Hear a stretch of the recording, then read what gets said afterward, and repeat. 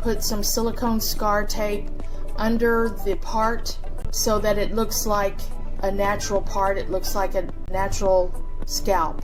You can see where it looks like a scalp now. You don't have to do that, but I just like the way it looks.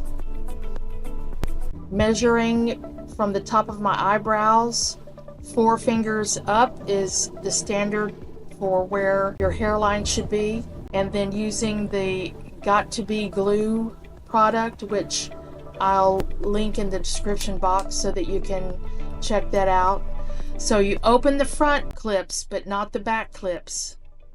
You leave the back clips closed so that it doesn't get hung up on anything until you're ready to clip those in.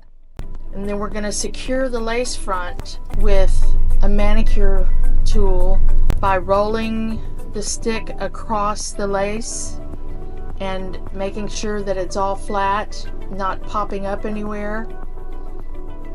You have to understand that yes, it's been worn since August of 2024 as my daily wig, and this is almost March of 2025, so there is a little wear, but I challenge you to find it. It's a very durable, beautiful piece. So you're always going to hold the front of the wig to your scalp to make sure that you're not pulling it up too soon, and then you're going to migrate around your head, integrating the wig with your natural hair. And this is just to show you how it falls so naturally and moves so naturally.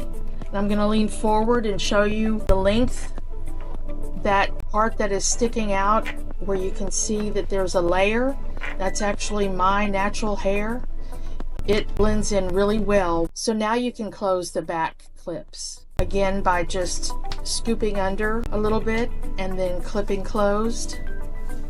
And there you have it. You can go all day. And it's still so wonderful. Everything's in place. This has really helped me get past my hair loss anxiety. So I hope this was helpful, and put questions down at the bottom if you have any. Please like and subscribe. Thank you.